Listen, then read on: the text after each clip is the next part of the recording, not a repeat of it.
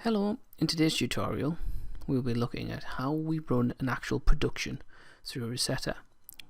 One of the unique features of Receta is the inbuilt ability to store production methods against each and every item that you will produce in Receta. In short, a production method is a series of stored steps that you want your staff to do every single time that this particular production is made. This ensures consistency across batches. If you're not sure how to add methods to your items, I will go through briefly here. However, some of the other videos available for recs and FPs do cover this.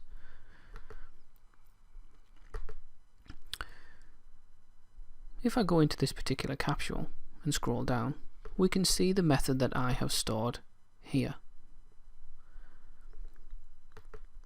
Whenever we make a new rec, FP or cprod in Receta, we will be given the opportunity then or at a later date to store the method. Again, if you're not sure how to do this, please look at one of the other videos. However, in short, you would click add method and follow the on-screen prompts.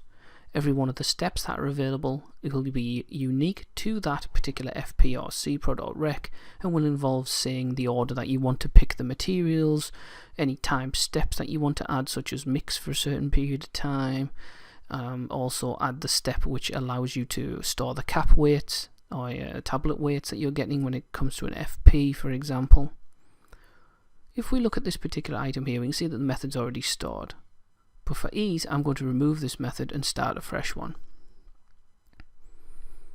I've now removed it. I could click add method. Again, there's multiple ways of doing this, but that's one way. So here we are, I'm adding the method that I want all of my staff to complete every single time they make, in this case, this particular FP. So I'll click here to the possible available steps that I have. I can elect to weigh out or pick a particular material. I can add a time step. I want the staff to do something for a certain length of time. I can add a miscellaneous step where I'm simply issuing an instruction.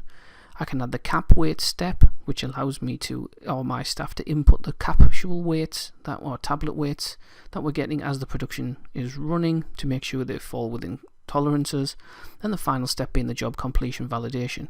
Now, you can add these steps in any order you wish, but generally you would move from top to bottom with the exception of the time step, and the miscellaneous step can appear wherever you want. Most of the time we'll want to get the materials out already, so I'll click weigh pick material. It now asks me which particular material I want to pick first. It'll only show me the materials prevalent to this particular, in this case, FP. If it was a rec, obviously it would be all of the ingredients, for example. In this case, there are only two items in the capsule's bill of materials, which is the capsule shells and the recipe mix, the rec mix in itself. So I'll say, first of all, we want to get the capsule shells, store this step, and you can see it adds it there. I'll now click weigh pick material again. You see it brought me back to the same page, but if I use this drop down, you'll see now that the capsule shell has disappeared from here. It knows we've already added that into our method. The only option I've got left is the demo formula, the rec, so I'll store that. Now if I go a third time, you can see that it knows we've added all of the items that we could possibly pick, so it's lost that step. The next step I would want to do, I don't need any time steps, I don't have any miscellaneous steps, I want a cap weight check. So I want my staff to edit the cap weights as the production's running. So I'll store that step. And finally, at the end of the job, I would want to do the job completion.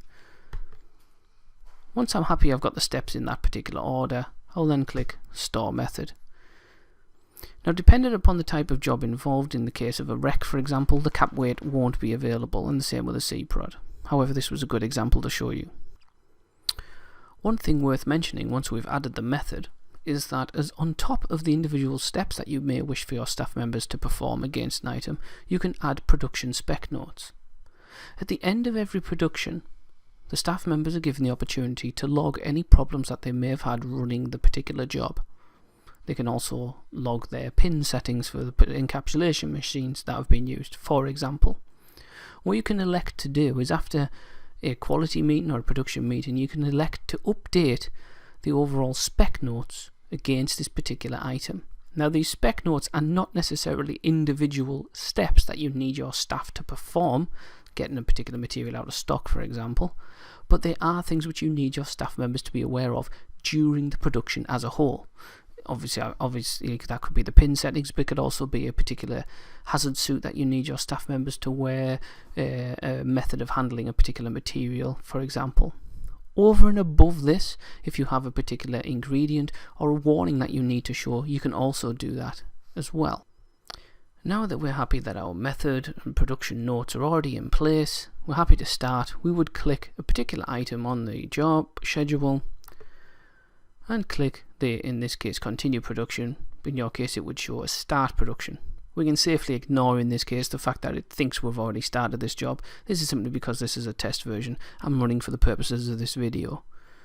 If, however, in a real world scenario you would close down your copy of Receta without the job being complete, let's say from one working day to the next, when you came back to it and started the job, this would show continue production.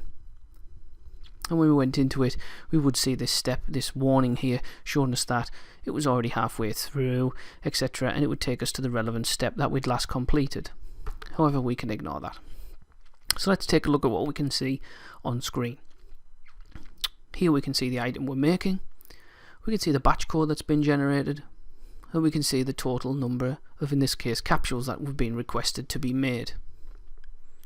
All of the stock is already been allocated, but now we need to confirm with Receta that we have those on to hand in front of us. One of the areas I previously just covered was the spec notes. These would be displayed here, and as we scroll down, those would follow us down the page. However, in this case, we don't have any. So the first thing it's asking us to do is get out the capsule shells. Now, if you remember at the beginning of this video, that was the first step we added as part of our method. The two are identical and interlinked. So here we say yes, we've got those in front of us. Now it's saying, do you have, in this case, 36 kilograms of the raw mix? Now this would probably have been produced in the previous job. You'd made the mix in the mixer, for example. So you'd say, yes, I've got that. We're now into the main bulk of the job. So we would, in the real world, set away making our capsules on our encapsulation machine or machinery. If we wish, we can pre-print packages and labels that would go on the outer bags or boxes that the finished capsules would go in temporarily before they became C-prods. We could click here to generate labels, and the label is automatically generated for us, showing us our C-prod details, the quantity, etc. And we could print that using any standard 4x8 or 4x6 label printer. If we scroll down the cap weights, here we would fill in the capsule weights as we had them. The first request would be for a capsule weight, including the shell of just the empty cap, just to confirm what the empty cap weighs. We would enter them all in here, click calculate weights, which I'll do now. Now, I'm going to make a deliberate mistake here. It knows that my capsule shell by itself should weigh 75 milligrams. So what I'm going to do is make mine all weigh a little less. I've added all 5. What I'm now going to do is calculate the weight. It shows me I've got 5 added. The total weight was 275 milligrams, therefore the average weight was 55 milligrams, which is right because I had them all as 55. My expected full weight would then have been 75 milligrams. That's what I have set as my empty cap weight. However, this makes, because I've got 55 instead of 75, my full weight difference was minus 36%.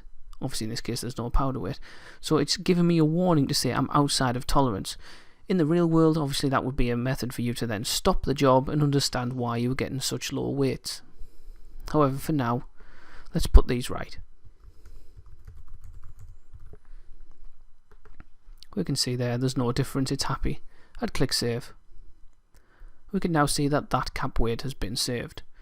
It's now asking me to do the first run. This would be your first offs off the machine. So here you would add the actual full weight. Now you notice here, it knows how much the capsule shell and the powder weigh per kilogram, or per capsule should I say. And so you would enter here and go through the same procedure of establishing whether or not your item was in tolerance. And you complete this until the end of the job. If you wish to run a different denomination of check, so let's say every 50,000 or every 5,000, you can do this by going into the FP directly, or the C-prod for example, and changing its units per outer container accordingly. Let's say we're going to save all of these. We're going to save them all as blank. Now, 2 more points to raise. At any point these jobs are saved, or the cap weights are saved, any other member of staff looking at the job from the point of view of the production schedule would see that the cap weights are stored, and they could see what was happening with this item. So let's say, for example, I store the fact that we have these.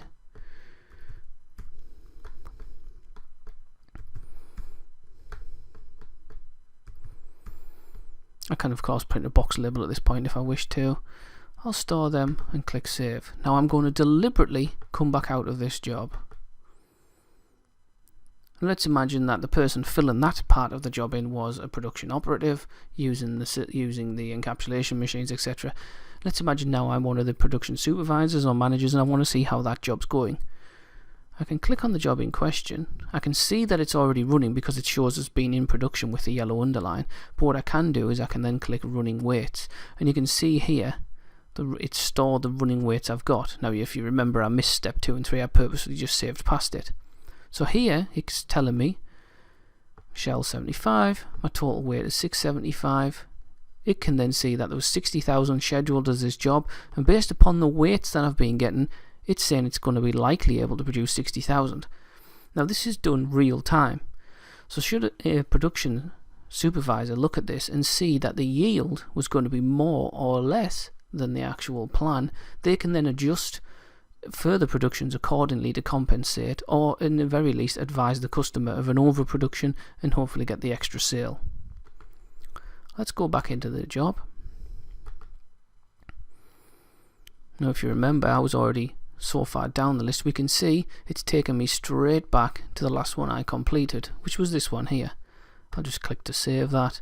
In this case I'll ignore that one and save it. And finally I'll say I've completed this step. Now the last step that we added, which should be the last step you add to virtually every job, is the job completion validation step.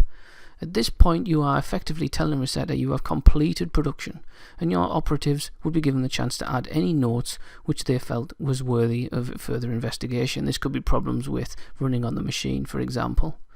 Also, you should eliminate that they print a confirmation sheet. This, coupled with any running weight checks, coupled with the picking list, should be used as the complete paperwork for this job. We would then recommend that you scan this and store it on a local drive for then shredding at a later date. You would say then you completed this step, and you get taken to the last section. Here you would add the actual yield which you had got from this job.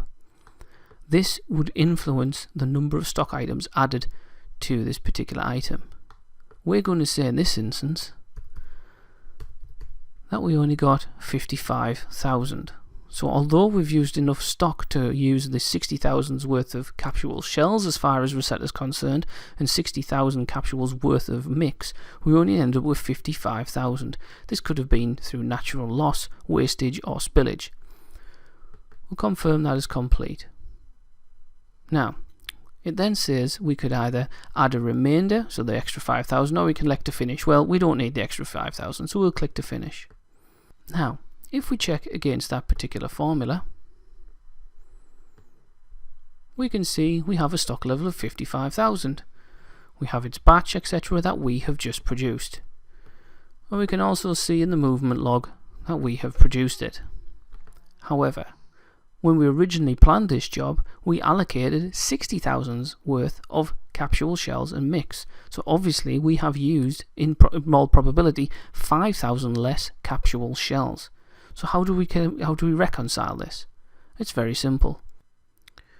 We go to Reports Logs, Logs, Production Log. Here we can see a list of the productions that we have recently made. And here is the production in question. We can see here that only 55,000 were produced, so we can see there's a difference. It should be noted that you can set in admin a notification should that ever and over or under appear in your productions that a particular member of staff, let's say the stock warehouse manager, will be notified for them to come into here and reconcile the stock.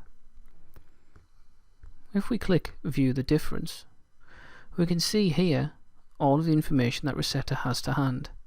It can see that we picked 60,000 and therefore allocated 60,000, but we likely only actually used 55,000. Therefore we need to put 5,000 back into stock. Here it would show all of the stock allocations that we previously had made, all of the batches, etc., and we could elect which one we were putting back into stock. We would do this by simply typing in the title.